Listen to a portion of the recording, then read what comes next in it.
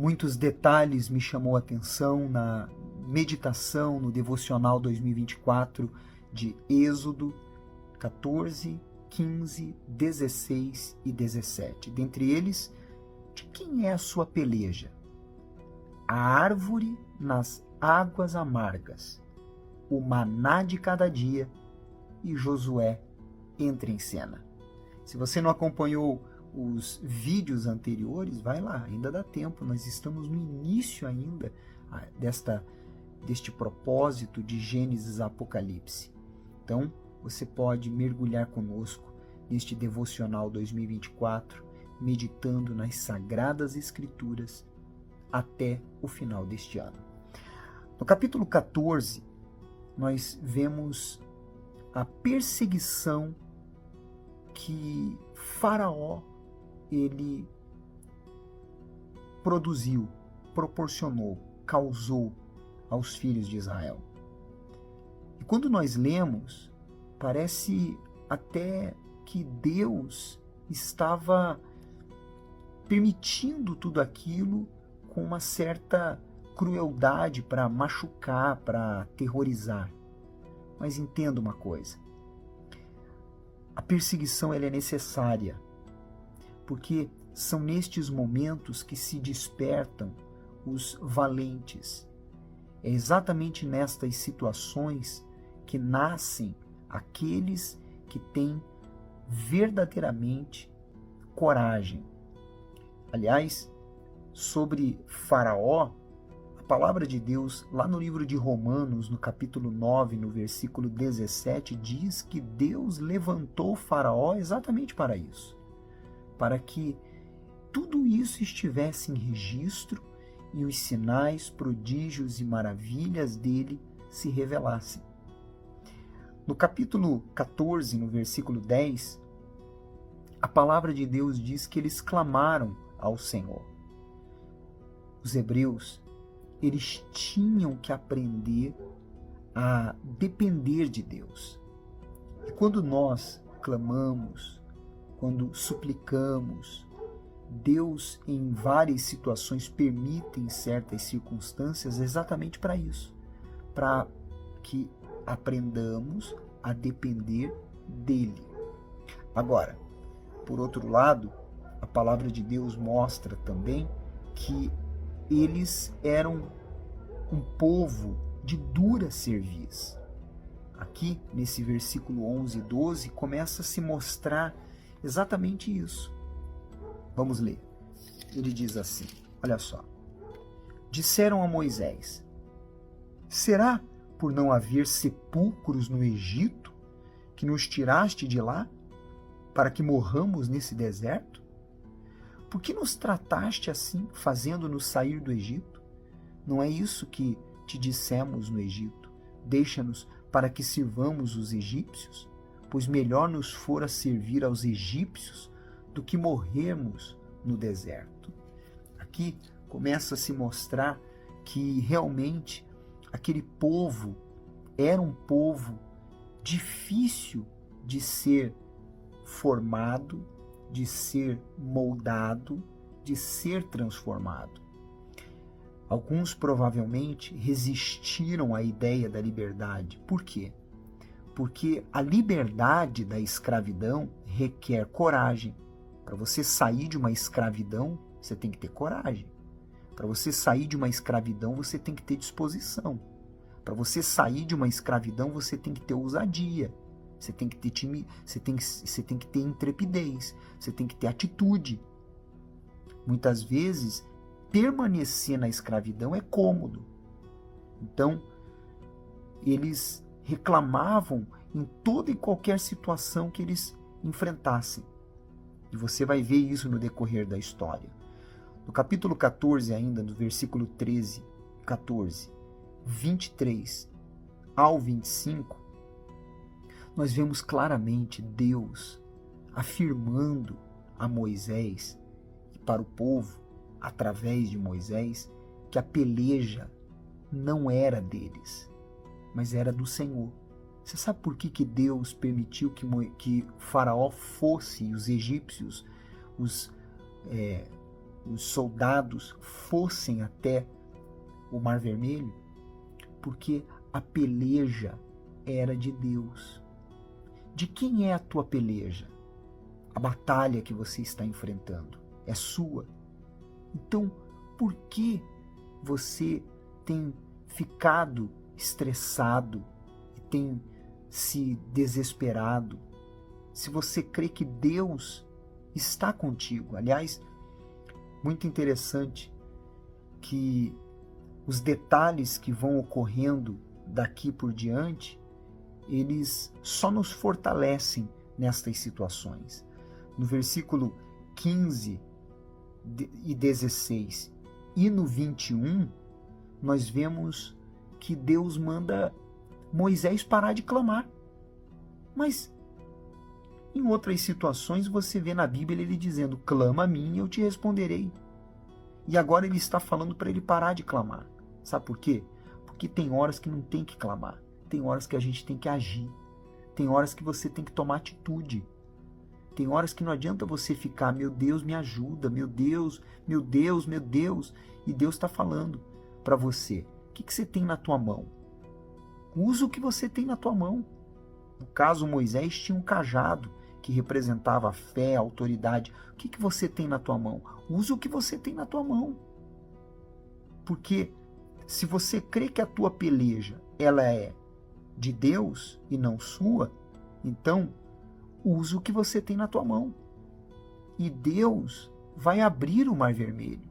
Ele vai abrir o teu caminho. A palavra de Deus diz, isso me chamou a atenção no versículo 19 e no versículo 20. Olha só que interessante.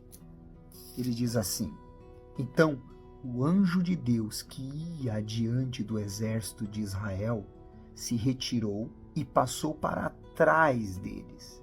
Também a coluna de nuvem se retirou de diante deles e se pôs atrás deles. E ia entre o campo dos egípcios e o campo de Israel, como uma blindagem. A nuvem era escuridade para aqueles, e para estes esclarecia a noite, quer dizer, para os hebreus iluminava, para os inimigos, os egípcios, escuridão. De maneira que, em toda a noite, este e aqueles não puderam aproximar-se. Se você crê que Deus está na tua vida, o inimigo não vai se aproximar de você. Ele não vai poder te tocar, porque Deus vai criar uma barreira entre você e os que querem o teu mal. Você crê nisso?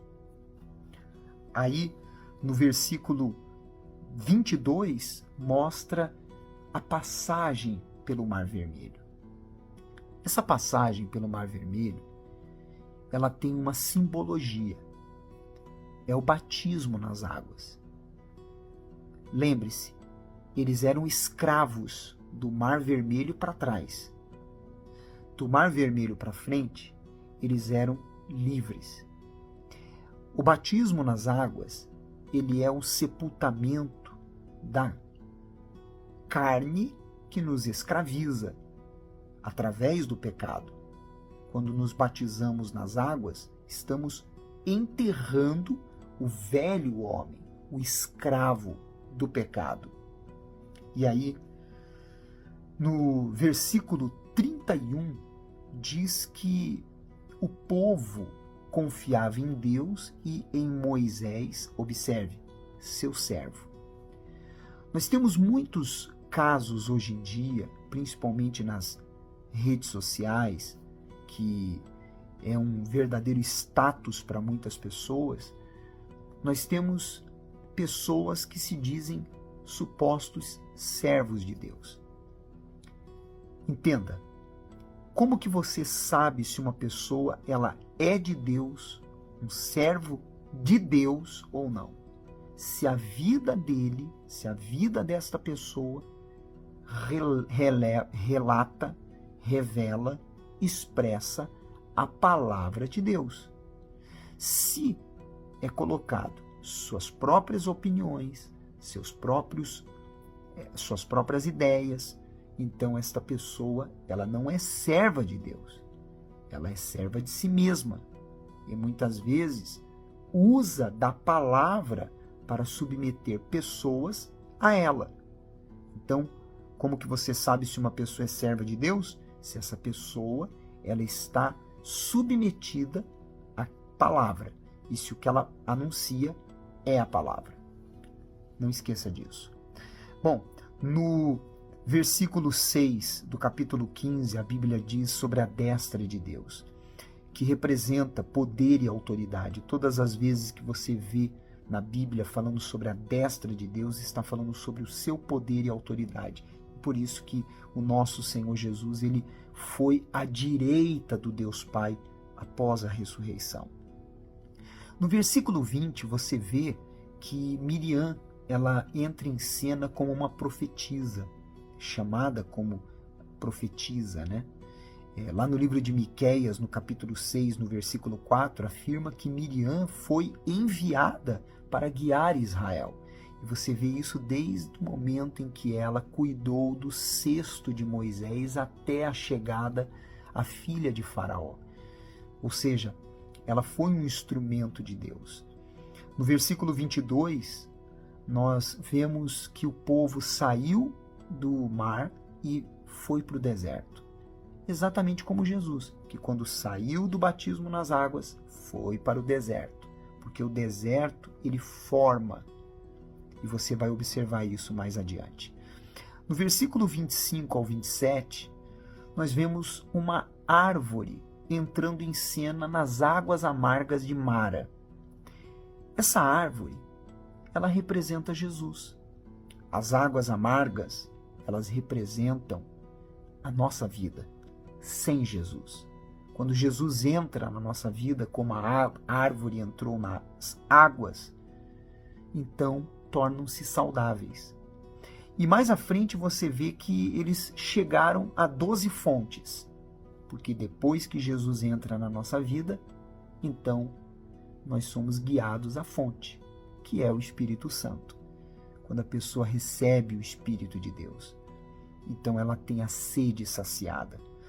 Observe que ele fala, eu sou o Senhor que te sara, porque na cruz ele confirma isso, levando as nossas dores e as nossas enfermidades, levando todas elas sobre si.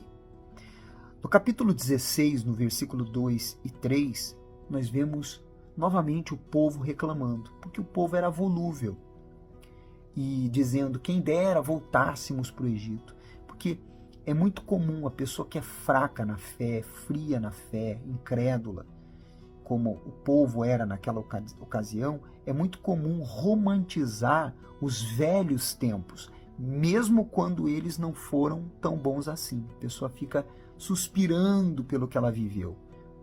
A gente vê hoje em dia muito com respeito a isso, até em relacionamentos, quando pessoas que sofreram, apanharam na vida amorosa, ficam suspirando pelo ex, que só foi um traste na vida dela. No versículo 4 e 15, você vê o maná entrando em cena, que é o pão nosso de cada dia, que Deus envia sobre nós todos os dias para nos sustentar. Graças a Deus por isso. No versículo 7, nós vemos a murmuração, que é falta de gratidão e de confiança, que destrói qualquer relacionamento. E vemos que o povo, no versículo 16, queria comer com os olhos, porque eles queriam guardar o maná. Tem gente que é assim, ela quer comer com os olhos, ela quer ir além do que os pés dela alcançam. Por isso que nós temos tanta gente endividada hoje em dia. E a glutonaria, né? Que é um pecado que não agrada a Deus. O povo, no versículo 19 e 20, fazia tudo totalmente ao contrário do que era determinado, né? E no versículo 8 do capítulo 17, nós vemos Josué entrando em cena. Ali começa a preparação de um homem que teria unção e treinamento militar. Nós vamos falar mais sobre isso no decorrer das nossas mensagens. E eu tenho certeza que está te acrescentando muito esse devocional. Por isso, envie para as pessoas que você conhece. Você é especial para Deus. Até amanhã.